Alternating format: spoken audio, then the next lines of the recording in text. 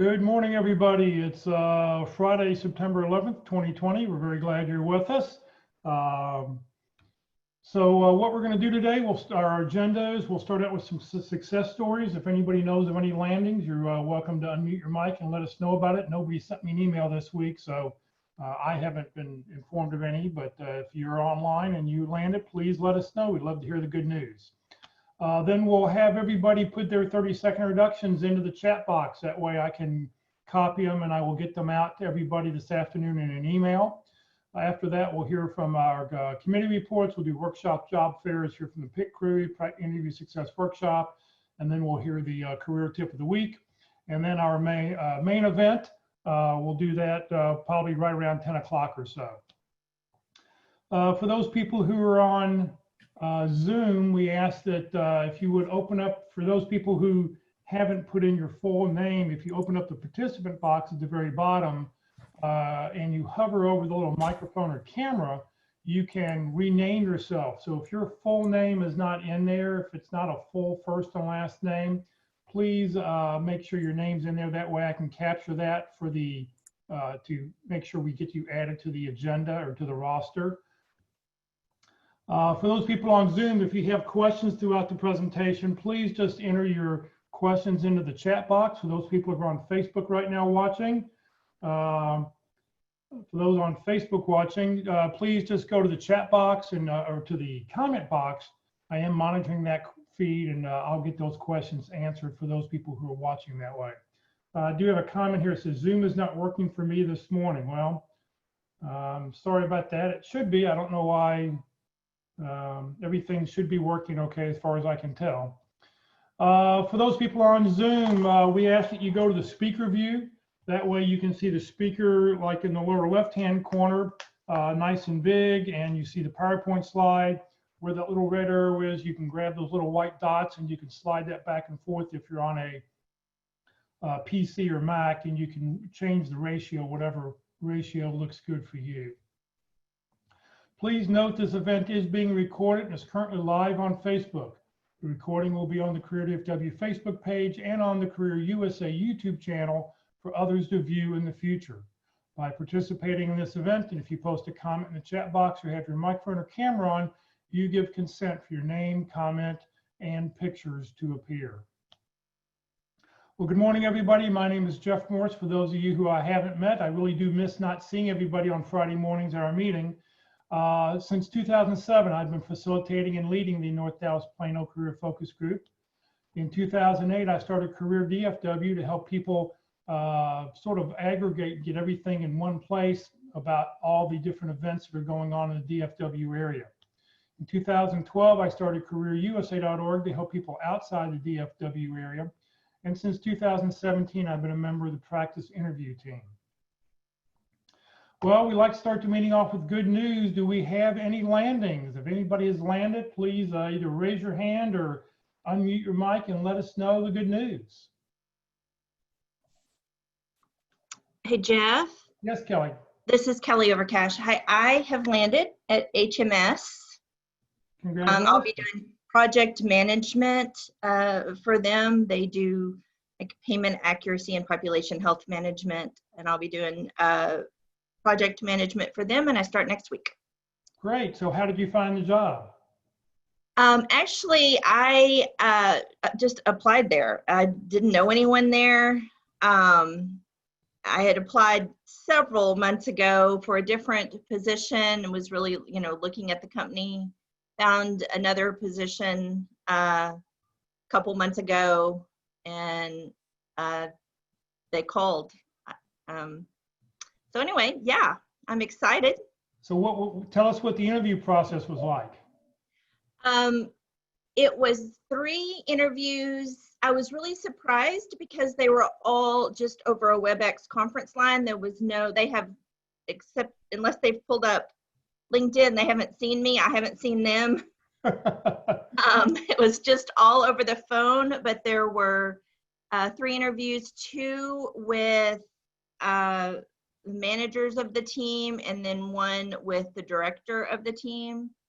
The whole process took like probably 5 or 6 weeks, and I think maybe part of that was the director was out of town for a while, so it probably would have moved a little quicker had she been in town.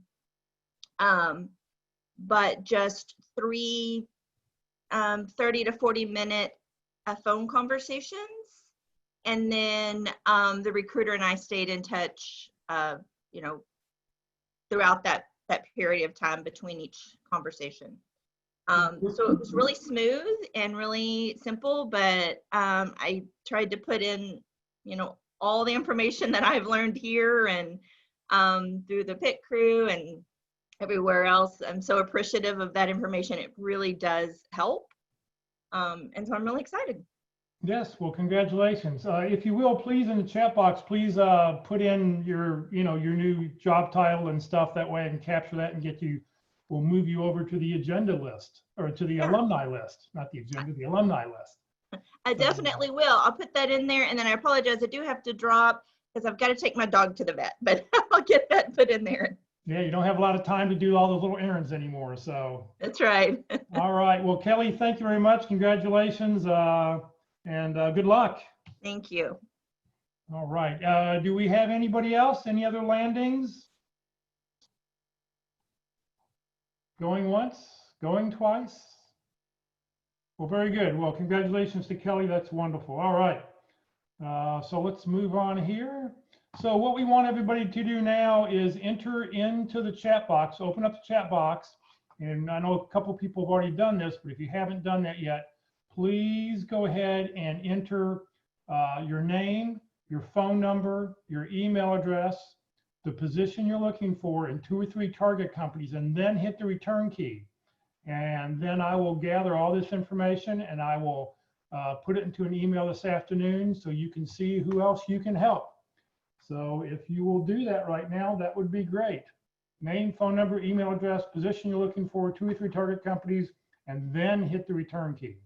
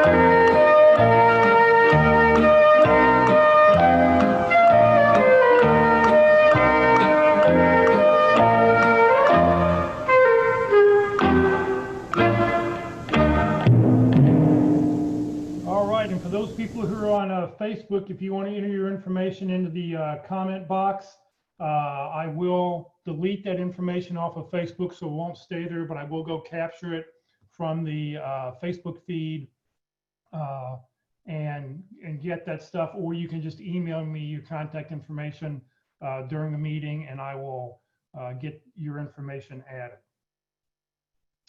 All right, so come on here. So whoop, here we go. So time for job fairs, career fairs, training and workshops going on. Eldon is not with us, so substituting for Eldon this week is me. So let's see what we got here. All right. So job and career fairs, what Eldon does is he pulls these off the Career DFW calendar every week.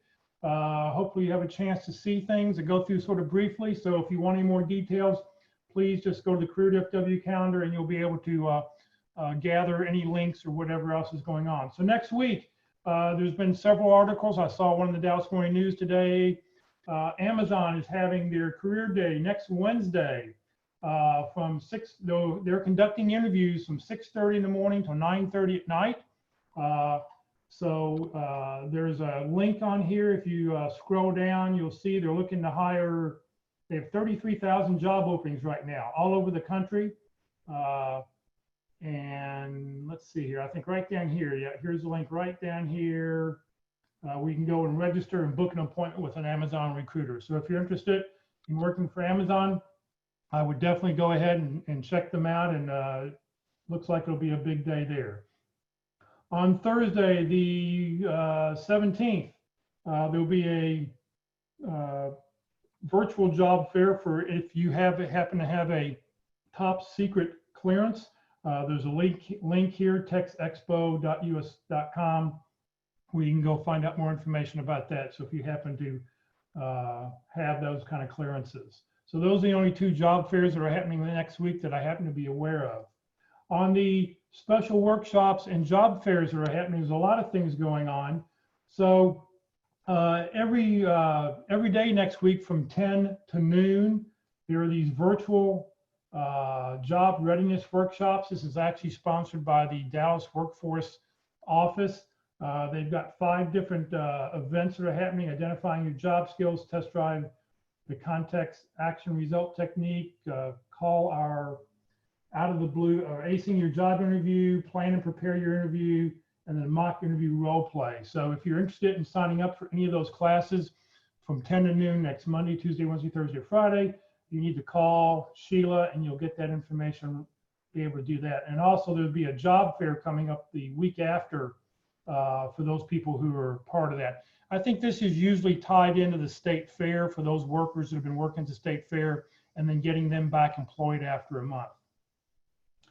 Next Monday, the Who You Know workshop, and that is online. That's with Mark Elder and Trevor. They'll be able to help you with that. So you can find a link here and go sign up to participate in that on Monday from 1 to 3. On Tuesday, LinkedIn Tuesdays. Next Tuesday, our presentation will be by Ruth Lipsky. She'll be talking about LinkedIn jobs, special job seekers, LinkedIn special features for job seekers. Boy, gotta get the mouth working today. So that'll be next Tuesday. The Zoom link is right there, so you can join us. Starting next Tuesday at 3 o'clock, from 3 to 4:30, the first Frisco Career Transition Workshop will be back online again. They're not meeting this fall as they would normally be doing. So they'll be online for the next 6 weeks. The presentation on the 15th is Jumpstarting Your Job Search with Locke Alderson, and you can see all the other events that are lined up here. You do need to go register at the Stonebriar website. There's a link right here. So please register. We only have slots for 100 people. It will be available on the Career DFW Facebook page. So for those who want to watch that, you can watch us on the Career DFW Facebook page. But they ask that you do register. That way we have an idea of who all is participating. Next Wednesday, our interview success workshop. Walt and Mark will talk about what the topic is a little bit coming up, but that's next Wednesday from 1 to 2:30. And Thursday, our resume session, effective resumes. Carol, and she'll have a guest speaker with us presenting next week. From 2 to 4 o'clock, St. Andrews Career Care will have a LinkedIn for job seekers. It looks like Locke Alderson will be doing that. So he'll be there from 2 to 4 o'clock with St. Andrews Career Care. And then next Friday morning, for those people who are into the Internet of Things, they're having their Friday morning meeting. So you can click and you can join them next Friday morning from 7:40 to 9 o'clock, just before this meeting. And it's all about the Internet of Things. So that's what's happening on those calendars for those two things. So let's see what we got here next. So for those people who are looking for other events, so I mean, there's plenty of other events that are going on. Please check out the Career DFW calendar. I've added a banner little line here that you can go and you can see where things are happening at. If you click on that webinar teleseminar where that blue arrow is on the right-hand side, it will take you to a calendar. It looks something like this, all the light purple events. And all these events are things that are happening online. So you can go and find the Zoom links, find whatever's happening with whatever's going on. If you happen to know somebody who just lost their job, I guess another 880,000 people filed for unemployment last week. If you know anybody in that boat, please tell them to click here on, click here for help. We've got a great little one-page handout or one-page article with all sorts of great articles and things about what do I need to do first, a checklist for your job search. It's got some really handy information on it. So If you know anybody who just got laid off, please have them check that out. The practice interview team, Mark.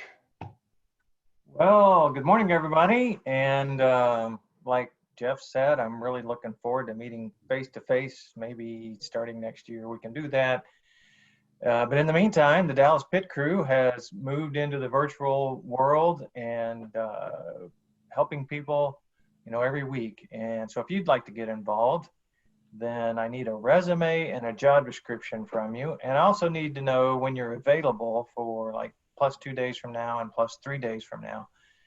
So we take that resume. I have a group of volunteers that have all been hiring managers.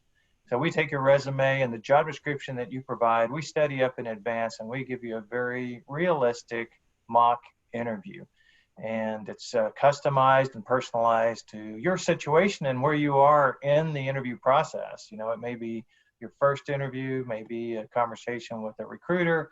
It could be later rounds of interviews. It could be all of those. We've had people practice for one position multiple times as they advance through the process. So those are all the things that the pit crew are able to do. And the interviews take about 45 minutes, 2 or 3 panelists, 2 or 3 interviewers will be asking you questions and evaluating your answers. And like I said, they're all hiring managers, so they've done this as part of their professional responsibility. Did I say it takes about 45 minutes? And then, of course, the best part is you get some feedback at the end of the interview about things you did well and things maybe you could do that would be more effective. And so we're all about building your confidence that you can handle yourself well, that you can answer any questions, perhaps even anticipate the questions that are going to be coming from the interviewer. You can establish rapport, show enthusiasm, all the kinds of things we talk about in the webinar. We'll give you feedback on. And of course, you can practice until you've reached that level of confidence where you can really focus on other things besides just answering the questions, because that will differentiate you through the process. I encourage you to link in with me. Is that the next one, Jeff?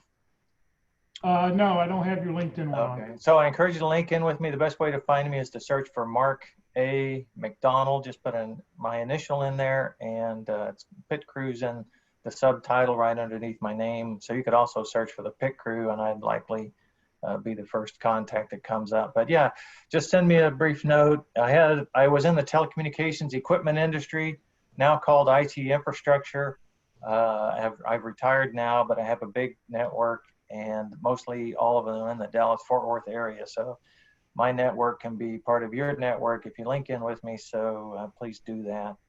And then let me just mention the interview Wednesday. So at the end of the pit crew meetings, when we were meeting face to face, we'd spend 15 or 20 minutes discussing interviewing topics.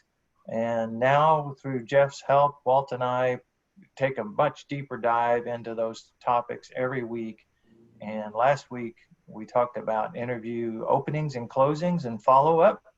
And next week we're going to be talking about demonstrating enthusiasm in the interview. So that's going to be a really good session Wednesday afternoon at 1 o'clock. Great, thank you very, very much. I mean, these sessions have been wonderful, so thank you for those. All right, Walt, the Interview Success Workshop. Well, good morning. I can tell you that I'm retired as well. And one of the things I could say is that I've got over 40 years experience in the IT industry, but I would never say that on a resume or tell anybody that, because that means I'm selling old. And I don't want to sell that. I want to sell my experience. I want to sell those things. And so I offer a free interview success workshop. It's very different from the pit crew, which I hardly recommend you also do. So my questions to you is, do you know what you can prepare prior to an interview? Do you know how to sell what they're buying in an interview? So this is a very different interview. It is a workshop. You do get a video of your interview. Our interviews last an average of about 17 minutes. They cover the 11 categories of questions. So we're down in the fundamentals. What are these questions, the types of questions that we get? What are our potential options, strategies, structures, approaches? How might we answer that? What's the motive behind the question? Are we making sure that we're answering the motive? So It's a lot of fun because you can learn and without squirming. So why not join us? It's very informal.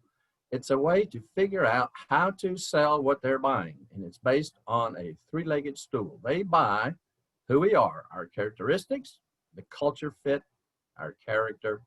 They hire what we do. That's our experience. And they also hire how we help them.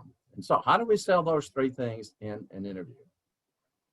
You can look me up on LinkedIn. I'm gonna put something in the chat window right now. Contact me, but my LinkedIn page in the About section talks all about the workshop itself. You have to be registered to attend because I only take a couple people at a time. And of course, we're doing it online. May as well practice online. That's the way we're doing it these days. Does the interviewing cause you to hesitate? Well, don't wait too late, but practice on your plate. Get that job and we will all celebrate.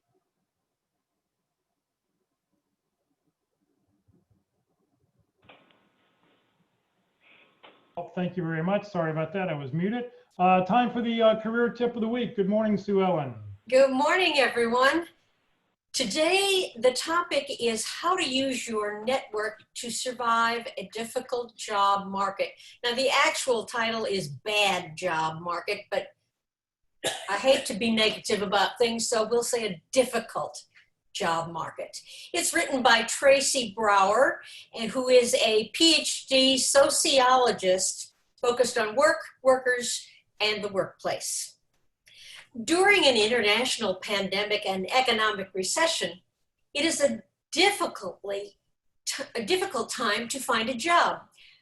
Hungry job searchers need to be creative. Nevertheless, this can be a great time to find the job you didn't expect. Many companies are reinventing their businesses and expanding the skill sets they're looking for. An important component of job search success is the strength of your network. You won't read advice about getting hired that doesn't include networking, but you may not know how widely you need to cast your net.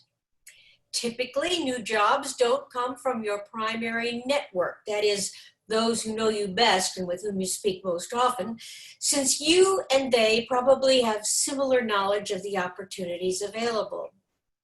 New opportunities normally emerge from your secondary and tertiary networks because those are the contacts who have access to markets and people that you don't. By definition, they will know of possibilities that are new to you. So, to find success in your job search, stay connected with those who are close to you, but reach out to those who are more distant. First, go broad. The creation of new links is key to building your network. Tap into these secondary or tertiary networks by asking to get introduced on LinkedIn or by reaching out to people you know from a distance, but with whom you don't normally interact. Perhaps there is a college friend you haven't seen in years, but with whom you can rekindle a connection. Or maybe there's someone you met in a previous role who can be helpful to you. While it may be tough to put yourself out there, it will be to your advantage to be open about seeking work. Resist the advice to keep your old title on your LinkedIn profile until you find something new. Instead, be clear you're on the hunt. In addition, consider reaching out to a wide breadth of contacts, casting a wide net, letting them know you are open for new opportunities, and asking them to keep you in the loop if they hear of anything fitting. Number 2, give and receive help.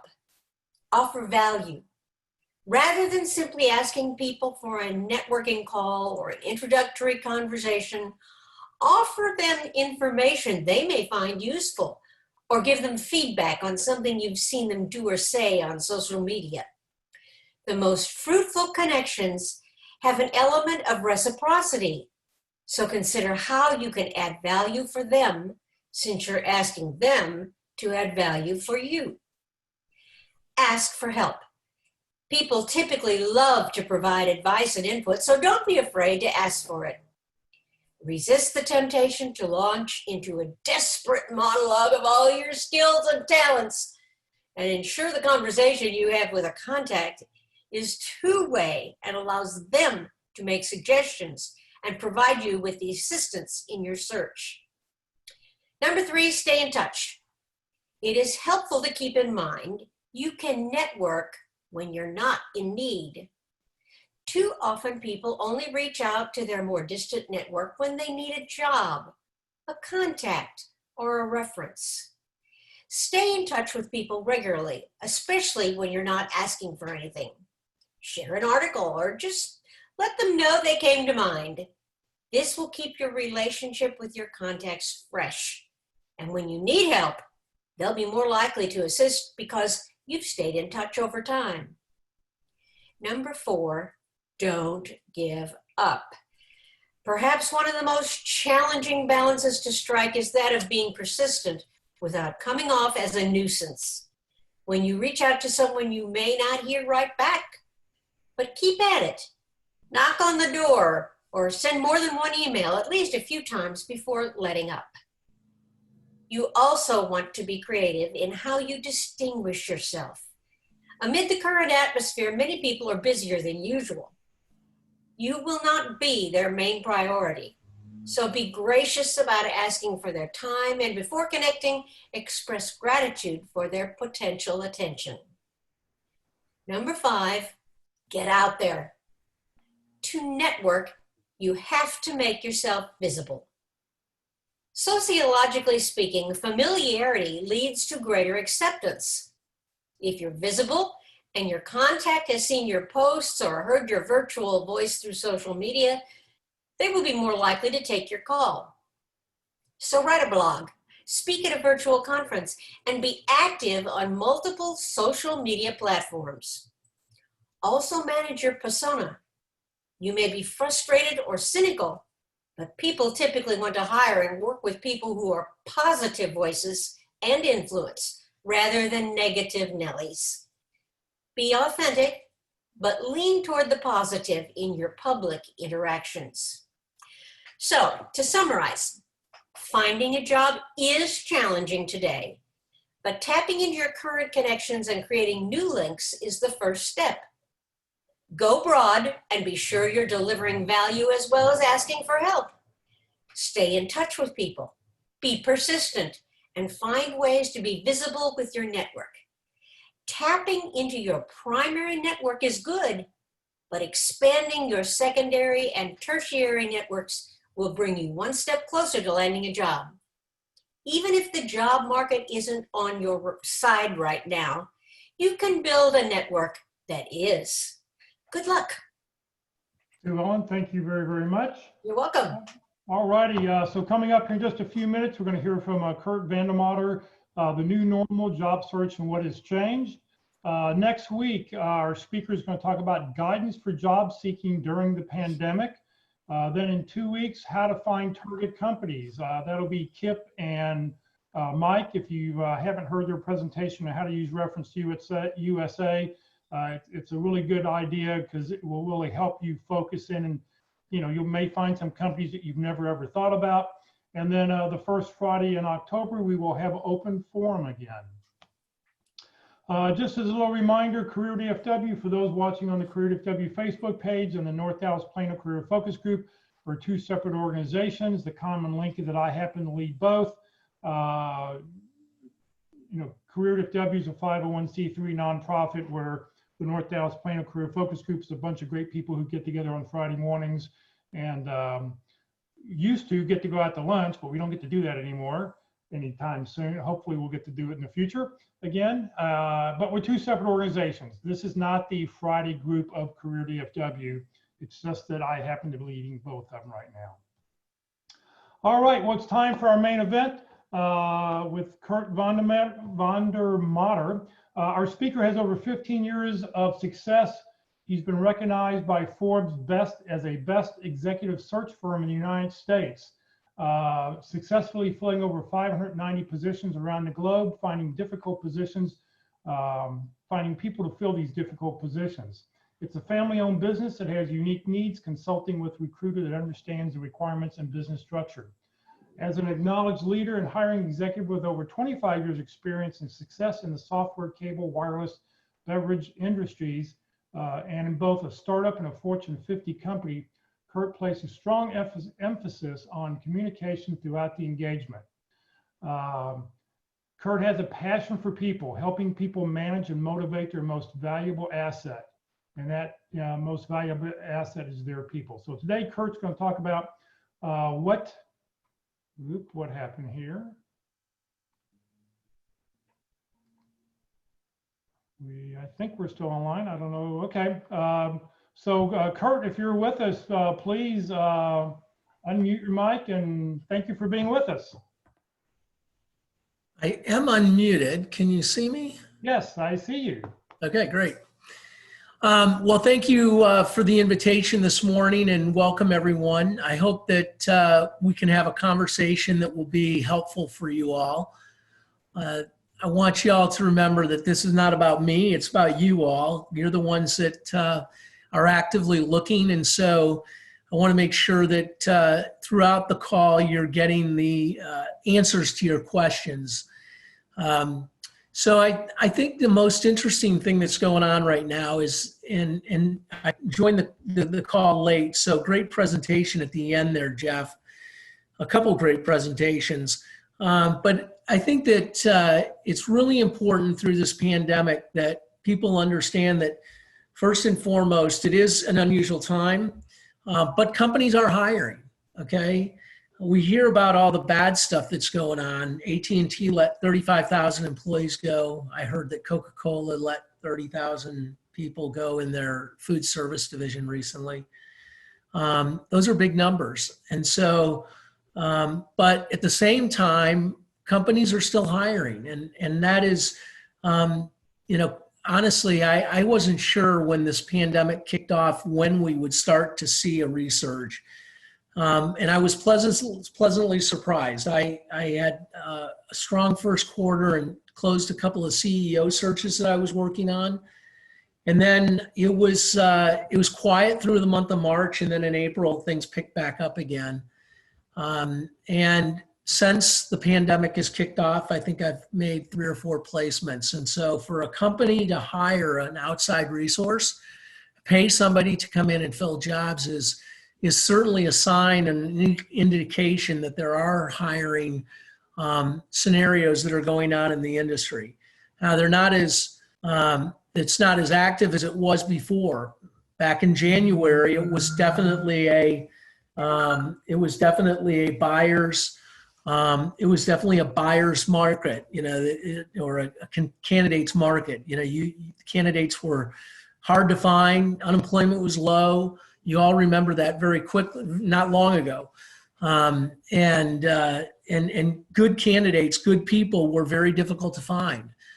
Now, in this pandemic, what's happened, and I applaud every one of you for being on the call today and participating in a Zoom call. This is the new norm, and I don't know when it'll end. I have my own guesses that sometime after November 3rd, things will start to get a little bit better. But the bottom line is that the companies are hiring, but what they're hiring for is, I can guarantee you that if you were an executive with one of the large companies who were letting people go, the conversation would be something like this, that Jack, he's the CEO. Jack, I agree. I can let go 150 people out of my team. And that's okay. There's people that I've wanted to release for a while, but I haven't had a reason to. I haven't had a cause to. But now it is time to,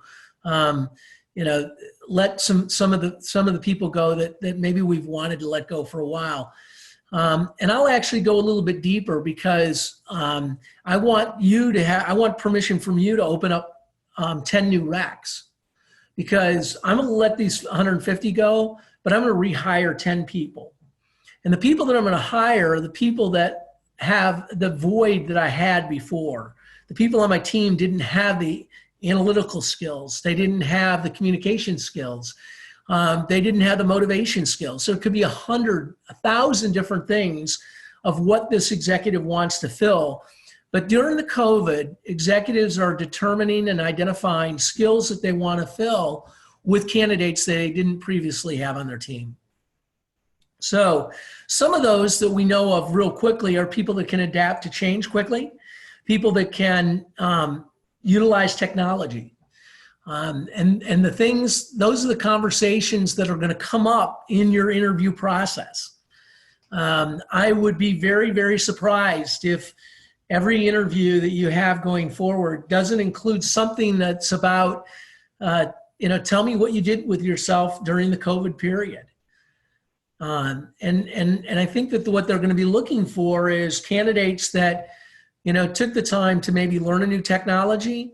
Maybe they read some books that they hadn't had the chance to read before. Maybe they learned a new language or started to learn a new language. But that is going to be a question. And if you don't have a reply, if you haven't thought about what you've done during the COVID, if you were unemployed during that period, I highly encourage you to come up with and write that elevator pitch out, because it's going to be a part of every interview that goes forward. People want to know, how are you going to be motivated and how are you going to work effectively as you continue to potentially work remotely? When will you be willing to come back to work? When will you feel comfortable, coming back to work? Now, they can't necessarily ask you those questions out, point blank, but they can certainly get a motivation, barometer from you based on other questions. So let's talk real briefly of, and I think that this is really important. We talked a lot about interview. There were some interview presentations that went on before this. And I want to reinforce the best interviewers, the absolute best interviewers. And this is not Kurt's opinion. This is based on feedback that I get from CEOs and CFOs. I get from HR directors, people that I do joint presentations with. The best interviewers are the interviewers that know how to interview in behavioral mode. So you all have been taught how to do a behavioral interview, and you know about it and you practice it, and there's groups out there that can help you do that. I highly encourage you to get as much training in the behavioral model as you possibly can right now.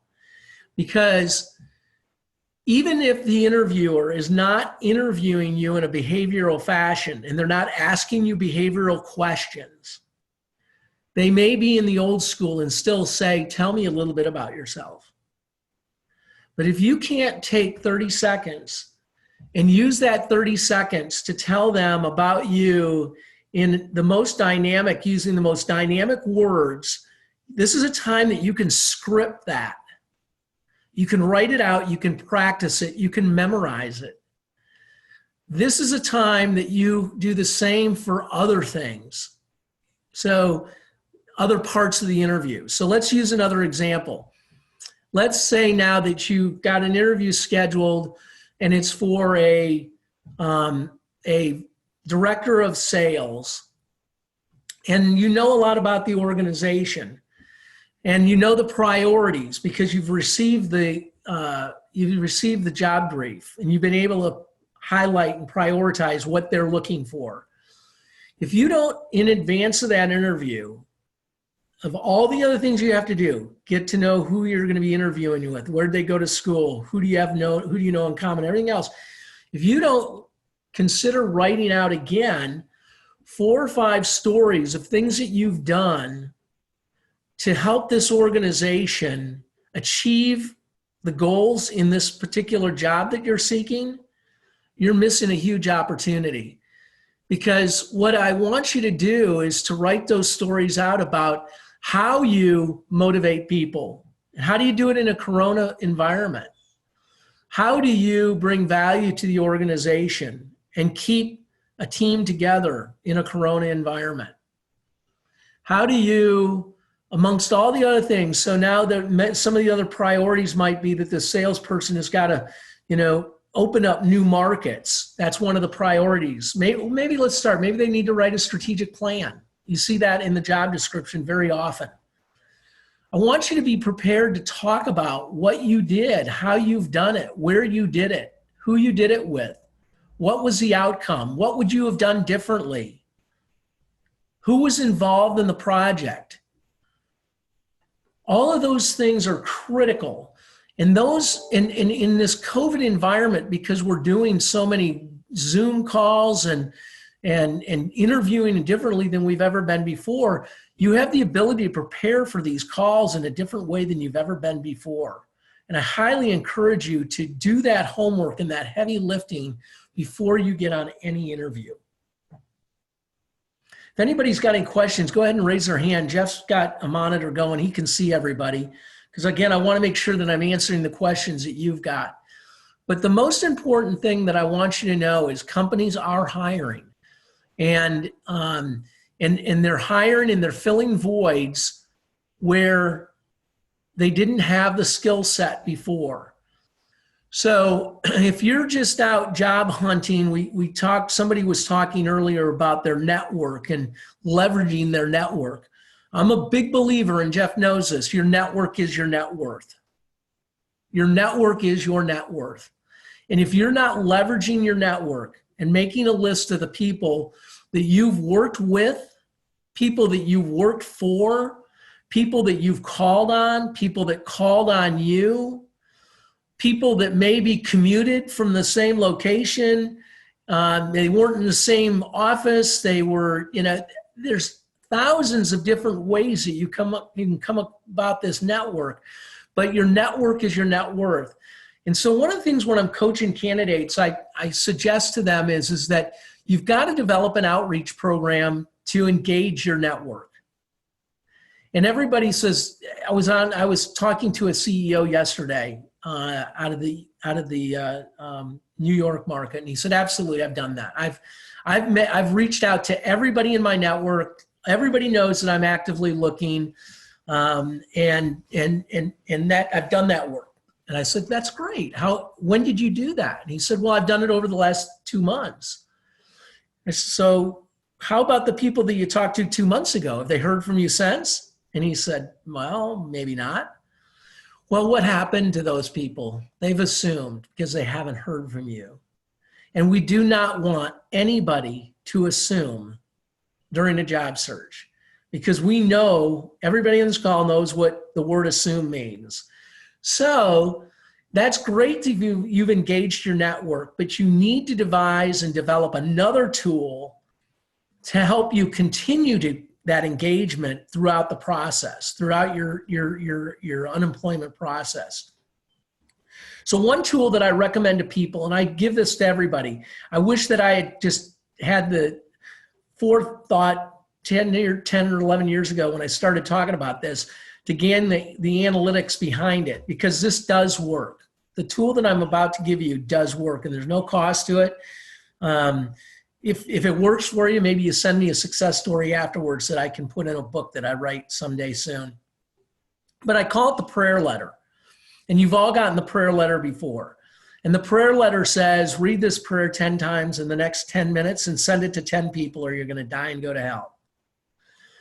Well, in a job search, that doesn't sound like a whole lot of fun, right? Because job search is awful as it just in its beginning. There's nothing harder. There's nothing more difficult than a job search. So I'm very sympathetic to every one of you. But in the job search, instead of it being the prayer letter of what I just described, consider this letter. And so what you do is you go grab all your email contacts that you've got. You download what you can out of LinkedIn. You can't download, you used to be able to download all your contacts from LinkedIn, but they've stopped doing that. They only give you the addresses that people have provided you. But you get all the email addresses you possibly can get. And that may be 200, it may be 400, it may be 1,000. I don't care how many it is. You put all those into an Excel spreadsheet, and you grab those emails and you put them into a BCC. If you've got 1,000, you might have to break the list into 2. And the letter says this: great people know great people. That's the subject line. And then in the body it says, if you didn't know what I was up to these days, you wouldn't be able to help. I'm in a job transition. And some of the target companies that I'm looking at this month include, and you give them 4 or 5 companies. If you or anybody in your network has contacts with these companies or companies like these, I would greatly appreciate an introduction. Feel free to share my email with anybody in your network. And if there's anything that I can do for you or a friend, don't hesitate to call. Thank you very much, and I'll be back in touch in 30 days. So that is a way, and many of you on this call are not salespeople. I'm a sales guy. I was not a recruiter by trade. I worked for Pepsi, Dr. Pepper 7-Up, AT&T, did startup companies, but as a hiring manager in sales and marketing operations, not in HR. And so I'm a sales guy. You don't have to tell me how to sell because I know how to do that. I am not afraid to call anybody, okay? And so I want you, if you're not a salesperson, to align yourself with somebody that is a salesperson potentially, to give you the confidence that what I've given you as a tool does work. Now, you have to put your own spin on it. But the bottom line is, if you're sending the second month out, hey, just a quick update. It wouldn't be, if you didn't know what I was doing, because obviously you sent a note last month. They know what you're doing. You're looking for a job. So this month it's, hey, just a quick update. I hope everybody in your family's healthy. It can be fairly generic, but you've got to engage your network. Your network is your net worth. The first month you send this note out, you'll have about 25% activity. If you send out 1,000, you'll probably have maybe 200 people that a number of things are going to happen. One is you're going to learn that you've got a bunch of old email addresses. So now you have the opportunity to literally call 50 or 60 people over the next 30 days. Hey, I tried to send you an email and I've got an old email address. Can I update my database? Hey, while I got you on the phone, I'm looking for a new job. I'm looking for a new career. You and I work together. You know my capabilities, yada, yada, yada. Okay, so you get to make 60 of those phone calls, update your database. The next month you send out the note. You may have a couple left, but you're going to have a clean database, and that's really good. You're going to have a whole bunch of people that said, hey, Matt, sorry, I didn't know that you were unemployed. Yeah, I'll keep you in mind. Now you can start having a conversation, okay? Remember, I didn't say to anybody in the group to send your resume. We are trying to create conversations with people. So when somebody sends a note back and they say, hey, thanks, Matt, I don't have anything right now, but let's stay in touch. Now you can try to schedule a call with that guy to just 15 minutes. What's going on? Who else do you know? Give them an update of what you've been doing, where your strengths are. Some other companies you're trying to get into. Maybe over that week before you schedule a meeting, you can do some more research on where he's at, what is he doing, who's he connected to, what companies has he worked with, what jobs or what consulting jobs might he be working on. So you have the opportunity to really engage in some deep conversation. This generally takes 2 or 3 months for this process to work, but once people start receiving your updates on every 30 days for a couple of months, then they start taking it serious. And they will engage and they will have conversation, and your network will pay high dividends. And we can't rely on this on 100%. We got to do this in conjunction with a whole lot of other things. We talk about salespeople. If you were a sales guy and you were selling telecom or you're selling IT services, you as a salesperson would know your numbers. And by that, I mean that you would know that at the end of every week, you need to make 10 calls a day or 20 calls a day, 10 times 5, 50 calls a week to get 4 appointments to close 1 deal. Every sales guy knows their numbers. And so, especially when you're in a cold calling situation, they know how many calls they need to make in order to get X number of appointments to get their next job or to get their next big deal. You as salespeople have to have the same discipline. You have to get on the phone every day. You have to make cold calls. You have to reach out to people that you didn't know before. You have to go beyond the job boards. You have to get, outside of LinkedIn. Great tool. But once you have a job on LinkedIn and you know the company, then dig in and identify people that work there or worked there before. Call them up. Create a conversation again. Send them an email. If they're still at the company, figure out what the email nomenclature is by going to the website and figure out what their PR director is using. Chances are whatever the PR team is using is the same nomenclature that you're going to get for everybody else in the company.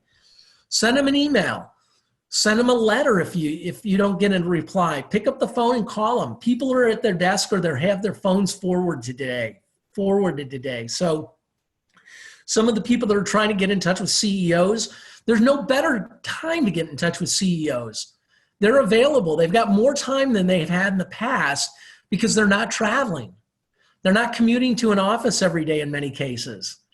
Their meetings are a lot more condensed because they're doing Zoom calls and they're being respectful of the people that are on their calls. So meetings that started for an hour don't go to 2 or 3 hours because everybody's sitting around the conference table anymore. They don't have the gatekeepers because, again, their phones are forwarded. So don't take the blinders off and don't underestimate the ability and the network that you all have. And every one of you has a very, very valuable network. So those are a couple of the beginning tools that I really, really want to reinforce. Companies are hiring. There are jobs out there, but you need to be prepared to talk about what you did, how you did it during the COVID, how you can bring value to an organization during this period. Those are critical skills, Some of the basics, if you're not doing some of these, I encourage you to. Let's start with the foundation. If your email, let's go to your email address. Do you have a signature in your email block? Okay. Do you have a message? I can't believe the number of people, and I scold my kids, I scold other friends of mine that haven't put a personal greeting on their cell phone. Are you kidding me? That is your brand. If you don't have one out there and you're using the AT&T or T-Mobile generic one, wrong. This is the time that you can, provide energy. Hey, this is Kurt. Sorry, I couldn't, sorry I'm not available right now, but your call is really important to me. Have a tremendous day, and I'll call back as soon as I have a minute. Okay, that's my brand. Put your brand out on your voicemail. Make your brand in your signature and turn that signature on for every email that you send and every email that you reply to. Recruiters are busy. We're really busy. And even when we're not busy, we're still trying to reach candidates. I can't tell you how many times I'm away from my desk and I'm trying to reach a candidate. They sent me an email, but they don't have a phone number in their email signature. And so I have to send them an email and say, hey, I'm trying to get a hold of you. Will you please call me? But I don't know if Sam's going to call me in a week or 2 days or 2 hours. So make sure you're making yourself available. LinkedIn, go into LinkedIn. In your email or in your summary section, go to mine and look at it if you want. It says my contact information and in caps, and I've got my cell phone and my email address. LinkedIn is not Match.com. You don't have to, you're not giving them your home phone or your home address. And you don't have to return an email if it's something that you're not interested in. You can just say thanks, but not interested. If it's a phone call and you don't recognize the phone and you don't want to take it, then you can let it go to voicemail. So, you're not crippled by giving people your information. But why is that important? Because I want you to think like a recruiter, okay? I'm hunting every day for candidates. That's what I do. And I use LinkedIn 150%, okay? Very seldom do I post and pray. I post a job on Indeed and pray that I find the right candidate, okay? So I don't do much of that, but I search on LinkedIn vividly. And I use a product called LinkedIn Recruiter. Many of you know that product, many of you don't. Let me tell you a little bit about it. I wish this was more interactive because this is not my style to just keep talking. I'm really sorry for that. Tough. You're doing great. I mean, the information's wonderful. So Okay. keep going. Okay, so Recruiter's a product that recruiters use, and I spent a lot of money to use that product. So, $20,000 a year to have access to LinkedIn Recruiter. And what does it give me? First and foremost, it gives me 100% of my network. So I can see everybody, okay? I have unlimited ability to send in-mail. So I can send hundreds a day. And I can search for just about anything. There's probably 400, 500 things that I can search for. There's a tool where they give you when people graduated from college, and you can put a sliding scale in there. I mean, it's really, really an amazing tool. But when I'm searching for candidates, and I might do a search, I'm looking for, and Jeff, I'll put this out as an ad right now. I am looking for an office manager in Dallas and somebody that's got property management experience or commercial real estate, industrial real estate. And you might say, why do you need that for an office manager? Because that's what this company does. And if we will be able to find somebody that's got that property management and understands contracts and leases and those kinds of things and the terms, that's really important to these people. So I'm looking for that office manager right now. I did a search yesterday in LinkedIn, and I used Dallas and I used office manager, and I think I put some other keywords in there in property management. And I came up with about 950 people. Well, I don't have time to go through 950 people. Okay, I can look at 200 in an hour, 150 in an hour, but that's the max. So I start going through those names and looking at people, and it's like a resume. I can look at a LinkedIn profile in less than 30 seconds. And so the candidates, though, that give me the ability because they've provided me with their contact information, they move to the top of the list because I can reach out and call them immediately. I don't have to worry about sending an in-mail and waiting for them to check their LinkedIn profile, their LinkedIn account to send me a message back, or that they may not be interested. They've given me their phone number and I can call them. They may still not be interested, but I have a personal conversation and they may have a friend that I could get introduced to. Okay? So make yourself available. Put your signature block out there on replies and every message that you send everybody. Put your contact information in LinkedIn. And then make sure that you reply to every in-mail that you get in LinkedIn, because LinkedIn tracks you. And as a recruiter, they tell me the candidates that are more likely to reply versus the candidates that are less likely to reply. And they're giving me those statistics based on you and your trends and if you reply to messages.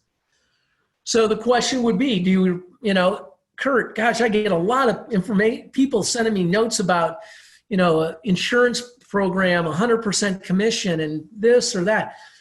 You don't have to say that you're interested in every opportunity, but reply, thanks, this is a great opportunity. There may be some people in my network I can share it with. Or just thanks, I'm not interested. This wouldn't be a good fit for me at this point in my career. Just reply to every message because that is important to LinkedIn right now, okay? And then make sure you've checked the box. They used to have a box that said that you were open to new opportunities. And they've modified that now, and it says that you're willing to work. Gag. I think it's awful, but they didn't ask me. I much prefer people that are open to new opportunities.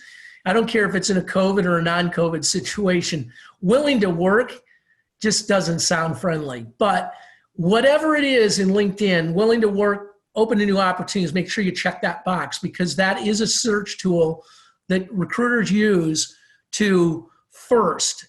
Out of that 900, only 225 of them were willing to work. Those are the first ones that I look at, okay? I'll go deeper, but it'll be at the bottom of the list and I may not get to it for another 3 or 4 days, okay? So make yourself available, make sure that your information's out there and that people know how to reach you and it's easy to get a hold of you. Earlier I used the word, make sure you keep the blinders off. Really important, y'all. Let me give you some stories because I like to tell stories. 12 years ago, 13 years ago, right after I'd started the business, a friend of mine came to me and he said, hey, can you talk to my friend Jack? He's been unemployed for 2 years.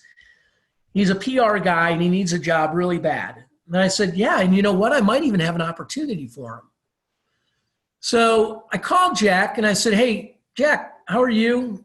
I understand you're looking for a new opportunity. Would you consider moving your family to Indianapolis? And he said, yeah. He said, Indianapolis, I've heard good things. I said, well, don't go tell your wife you're moving to Indianapolis yet, but I'm glad you're open to that. And he said, what's the job pay? And I said, well, I don't even know you, Jack. I'd like to get to know you a little bit better. You know, PR, did you work for an agency? Were you on the client side? What kind of PR guy? What does the job pay? He asked me that, what does the job pay? Probably 5 times in the first 2.5 minutes. And I came out and I said, well, gosh, you know, I really don't know. For the right candidate, it's probably somewhere between $150,000 and $170,000. And he said, well, I can't do anything less than 200. And I said, good, have a good day. And I hung up. Jack had blinders on, okay? The company that I was working for was a company that you've all heard of, I think, called Comcast. And they had a PR director opening in Indianapolis. But what Jack didn't know was the limousine that I would have sent to have him picked up to go to the airport in the morning could have had the CEO of Exxon in the car.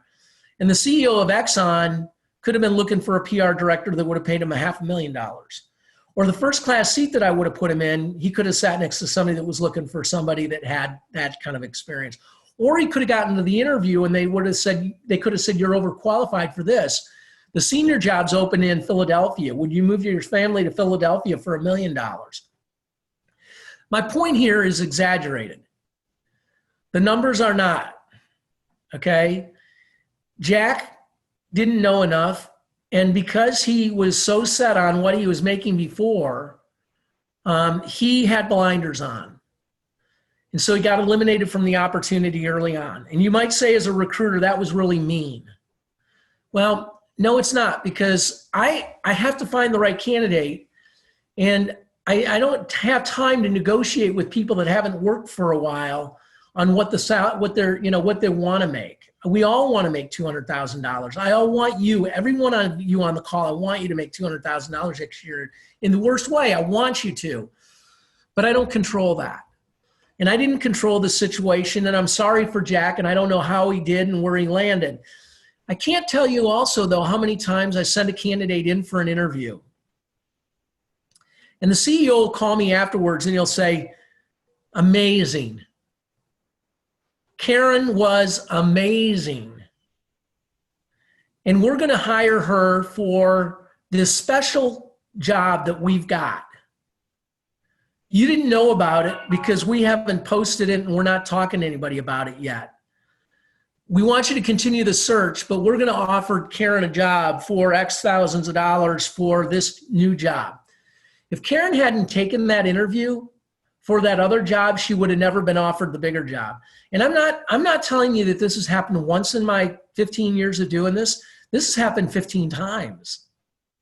So if you're a candidate that's got blinders on and you're not willing to go in for a director job interview, or you're not willing to go in for the manager interview, or you're not willing to take the interview because it's $10,000 less than what you were making before, you may be giving jobs to the other people on your call here, because they would take that interview, they would take that appointment, and they might, in the eyes of the CEO, be open to or be a candidate for a bigger job.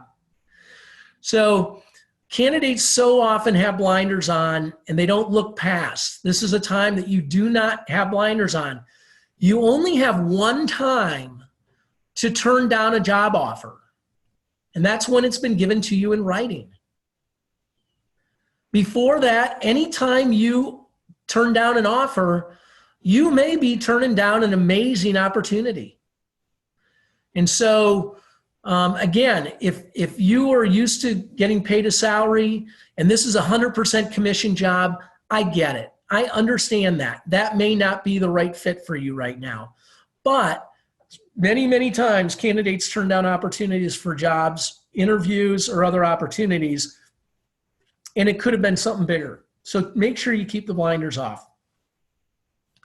Even though you're in a COVID situation, many people are still getting out and they're getting together in small groups, 1 or 2 people for coffee in places outside. There's a place down near Highland Park called Royal Blue, and today the place was just buzzing. There were people everywhere. But there's Starbucks, there's a lot of other places. There are parks out there. Highly encourage that you consider, and again, Jeff will help you with this if you need some direction, but highly encourage that you put together accountability groups. There's got to be a couple of guys, 3 guys on this phone that maybe are IT guys, executives. Okay, and in accountability groups, I like to have men meet with men and women meet with women, but it's not mandatory. But if there's a couple of people that are in IT, or there's a few salespeople, they may be one may be consumer goods, maybe the other's IT. Accountability groups where you can get 3 people together or 4 people together on a weekly basis to get together to talk about what's going on in your career search can be an amazing opportunity to vent, whatever you want to call it. This was an awful week. My husband doesn't understand what I'm going through. I got rejected for 4 great opportunities. I'm not getting the interviews I got before. How are you doing? What are you doing differently? What tools are you using? And if you're all sales guys or sales gals or sales people, then I think that if you, again, have the blinders on to think that, well, I don't want to network because I may give a job to Matt and he may get it and I wouldn't. Well, gosh, Matt's probably got 10 or 15 other things going on. And if Sam makes the introduction and Matt gets the job, Matt's going to give Sam 25 new leads. Okay? So don't be offended if you're both going after the same job. Okay? We would prefer that one of you get it here in Dallas than somebody from Los Angeles that comes in to our city. We want to keep the jobs that we've got that are here within the Dallas community. We don't want to give them away to people in New York and California that are running to Texas as quick as they can. So accountability groups to get together on a weekly basis. If you're not comfortable doing it face-to-face, you can do it via Zoom, to have conversations about what you did last week, what's working, what's not, what tools are you using, who are you talking to, where are you going, is another real missed opportunity. I highly, highly encourage you to find those people and those people that are like you, industry or in vertical, to get together on a weekly basis. Any questions out there? You're on mute. Okay, yeah, here we go. Sorry, am I unmuted now? Yeah, unmuted. All right, first question. Sam asks, how do you see older seasoned people competing versus younger ones? Is there real opportunities for older people now in typical staff positions? Absolutely. Sam, they're not going to be in the AT&Ts and the Fortune 50 companies. I'll just be completely honest. I mean, it's not that they don't value older people or that they don't have, you on their radar. But you're more likely to find opportunities in smaller organizations, family-owned businesses that don't have those blinders and don't have those same insecurities about hiring somebody that's more senior in their career. There's lots of opportunities out there, especially if you're more senior in your career. You may not be looking for or need that big job, but you still want to work because you want benefits or you want a salary, you want to contribute and be a part of a team. But your days of the big income, you've saved up and you're just trying to protect your nest egg right now, potentially, Sam. So, you're going to find those opportunities depending on what skill set you've got in smaller organizations, but they're there. Your neighbors know these people, your network knows these people.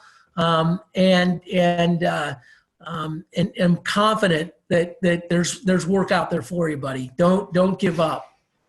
Okay, thank you. Steve says, I've been told not to include my name.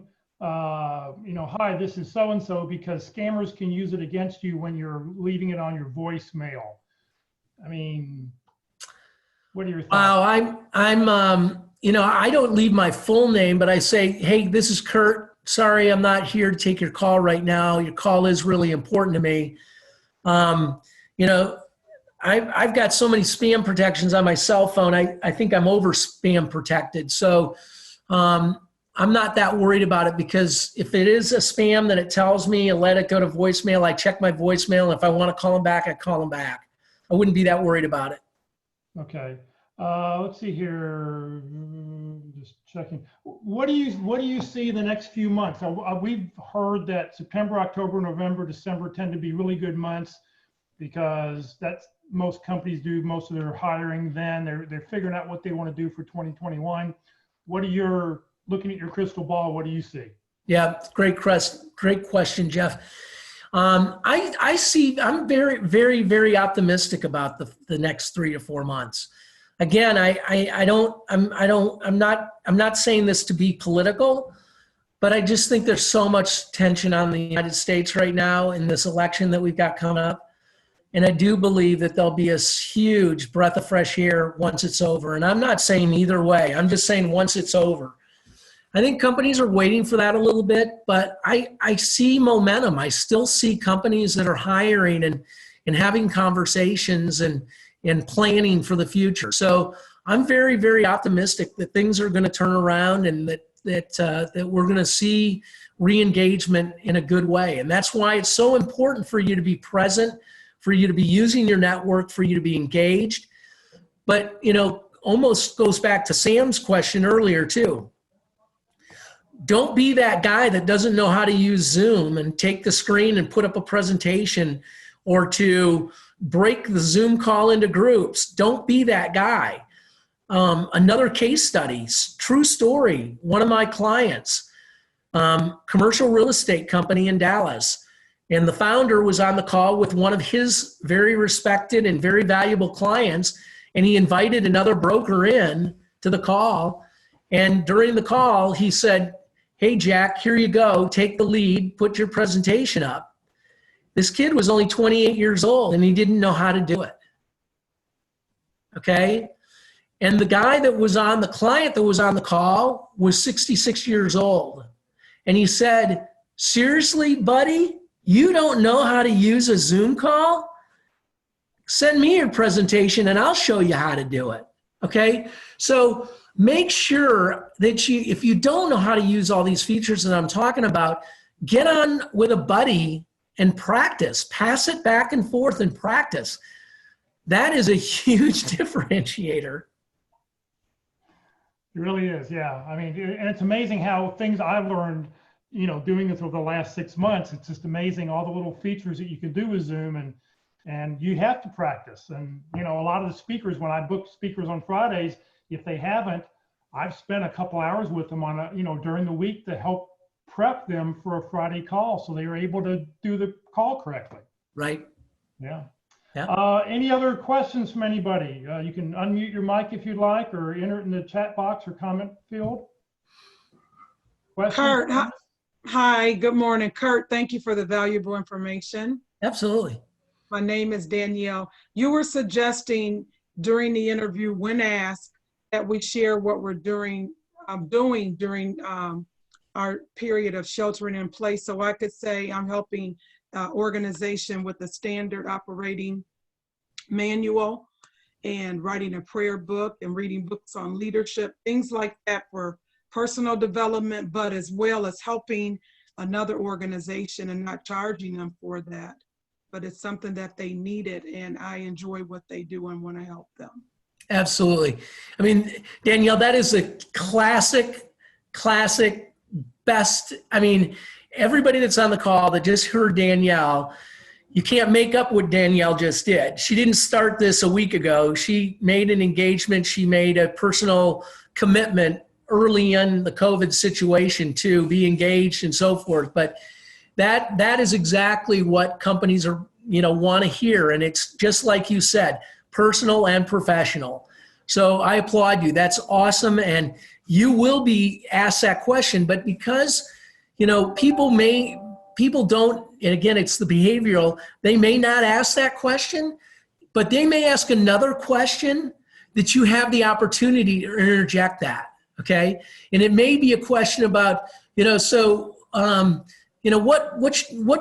book did you read in the last 30 days? Okay. That's a common question. Interviewers love to ask that just to see if you're reading something. Okay. And you can expand on that to say, oh my gosh, not only have I read 6 books, but let me tell you what else I've done in the COVID situation. So you can expand on that, and not in a braggadocious way, but just as you presented it. So applaud to you. That's awesome. Okay, thank you. Right. Anybody else? Question from somebody else? There's a question from Facebook. Tim's asking, is LinkedIn Premium worth the price? No. Okay. No, it's not necessary at all. It's not, a lot of candidates do use it. And if you're using it, I don't want you to think that you've made a bad investment by any means. I mean, there are benefits to it, but in order to be successful and when the checkbook is tight, absolutely, it's not a requirement. It's not necessary. You can get just as much done. I use LinkedIn Recruiter. I was forced into it because as a recruiter, I only had X amount of emails that I could send and different things that I could do. And so it just became, it's a requirement. I don't know how a recruiter can do their job without that product today, but for sure. You don't need to use it. Okay, thank you. Any other questions? Let's see here. So Chuck just responded, you're so passionate and knowledgeable. Thank you, for the tools and what you said so far. So yeah. Thank you. I want optimism out there because normally I'd have a sign behind me. I'm in a new location. My wife and I sold our other house. We just moved into a new house and it's a long story, but we've got a huge renovation ahead of us because there was water damage in the house. But I normally have a plaque that says attitude is everything. And I mean that sincerely to everybody in this group. Attitude is everything. And it's hard to have a positive mental attitude when you're going through a situation where there's so much uncertainty and so many unknowns. But remember, companies want to hire positive people with positive mental attitudes. They want to hire people that don't degrade their old employer, okay? I know many of you are in unfortunate situations and were laid off for, not what you would have expected. And my apologies for that. Some companies don't even do it well. I heard where Uber did it they let 30,000 employees go on a Zoom call one day. So companies don't even do it well, but we want to make sure that we maintain a positive mental attitude and we stay positive through the process. I even had to coach my son on this the other day. He's 29 years old and going through a transition himself.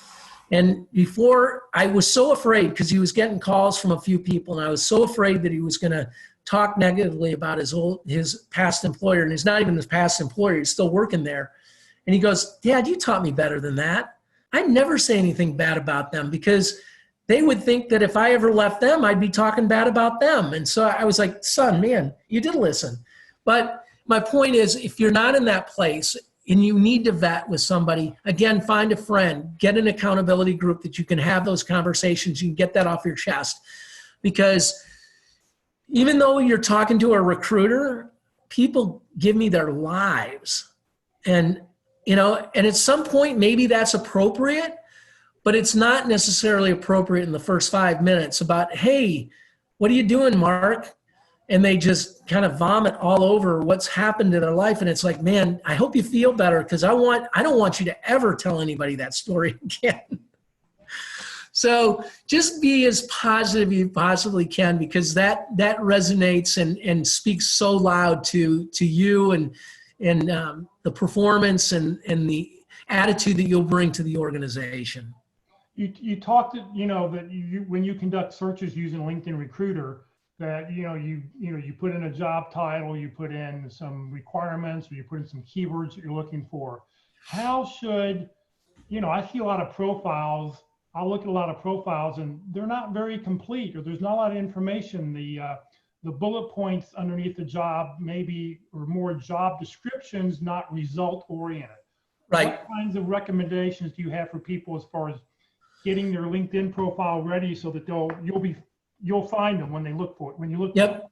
So, and Jeff, you bring great people in that teach you how to build great LinkedIn profiles, and you've had a lot of those presentations. So the information I'm going to share with you is from a recruiter's perspective and how I use the tools. So it may not be what some of the other teachers and people that have given you information, but it should be valuable, and you can add it to your list. But keywords are the critical to LinkedIn. Keywords, okay? And by keywords, that what I don't want you to do is cut and paste your resume into LinkedIn. LinkedIn gives you the ability to speak in more sentence format of what you did and what you accomplished. But what I want you to do is make a list of the 100 keywords of what differentiates you from everybody else. What are those keywords? So, I told the group that I'm looking for an office manager, property management. So I'm doing searches for property management, industrial facilities. I'm using all the kind of keywords that the client used when I went through the job with them earlier this week. So, a lot of the stuff that the company is looking for are self-starter, technology savvy, but then they threw out property management. Those are key words. So if you are a commercial real estate person, you may be in maybe an executive assistant office, think of all the key words. Again, look at my LinkedIn profile. I've got headhunter, executive search, retained search. I've got 25 different versions of executive search that if somebody's looking for a search executive, my profile may pop up quicker than somebody else because I've got all those in my profile. The way keywords work in LinkedIn, in LinkedIn Recruiter, is I can build a Boolean of search strings. So I can build. So I'm working for a company in Tampa, Florida. I'm looking for a director of manufacturing, and I need somebody that is a CNC machinist, KPIs, somebody that knows how to work a lathe. These are all the key words for that job, okay? So I build a Boolean string and I put it in there and I hit go, and I may search the whole United States. I'm not just searching Florida because I can't find that guy in Florida. I've already been looking for that person in Florida. She and he don't exist.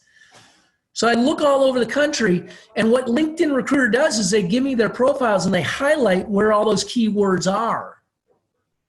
So even though my LinkedIn, my string includes CNC, it's got other things in there, but as I look through profiles, if they don't have interest in talking to them, because they've got to have a strong CNC background. So that's how those keywords are critical. As you look at job descriptions, you find keywords of words that you've done, things that you've done, technology you've used, software that you've used. The software this company's using is a software called Yardi, Y-A-R-D-Y, Yardi. I threw in LinkedIn, Yardi, okay? And I got 5 people that have Yardi in their background, okay, 5. But if you are a real estate person and you used a software, it may not be Yardi, it may be something else, or you're in supply chain and you're using a software, or you're in warehousing and you're using a software, put all those softwares that you know how to use in there, because that's how we search for candidates. But don't cut and paste your resume, build sentences. One of the tools I recommend to candidates is that on LinkedIn is that go out there and don't look for yourself, but go out there and search for somebody like yourself. Somebody that's got the experience, the job, and so forth. Look at their profile and what do they have in their profile that's different than yours? Because there may be some key words or sentences or ways that they presented themselves that make them more, that come up higher on the list than you. So you can't cut and paste and copy, but you certainly can cut and copy and paste and put it into a Word document and then go massage it so it's your words and not their words and repaste it into LinkedIn. But keywords in a full profile are critical. I also highly recommend you can put into LinkedIn earlier in career and put the companies that you work for.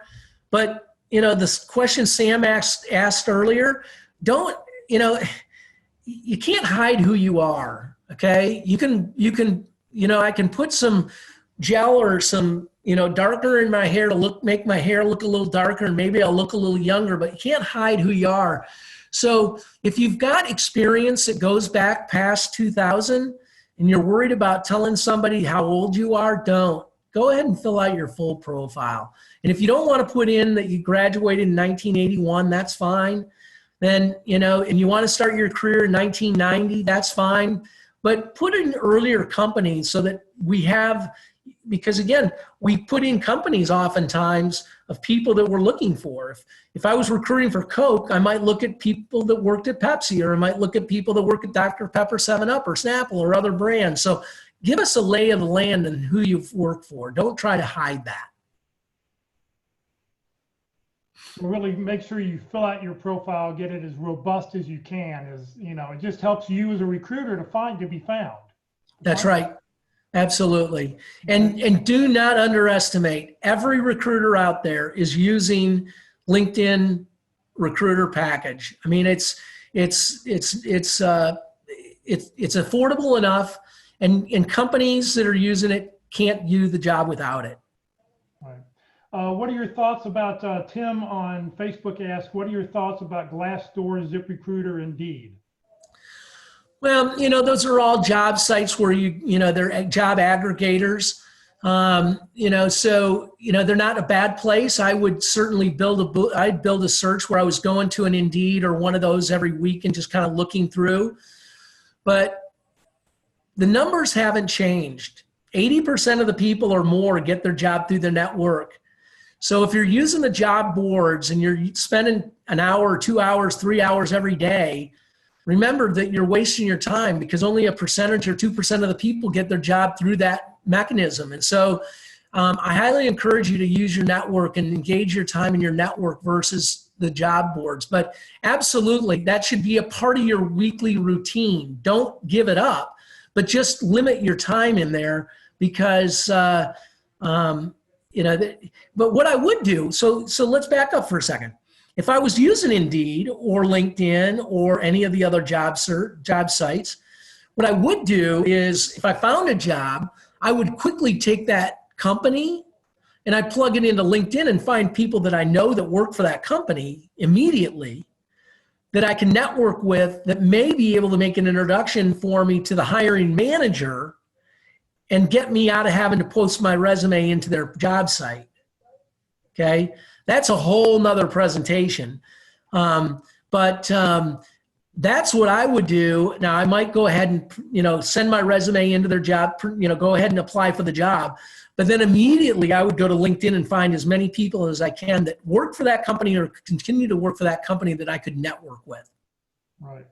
It's so great to hear, you know, the comments you're making. We don't get a lot of recruiters who present to this group, but it's so great because everything you said, I've heard other speakers go and say this and this and this.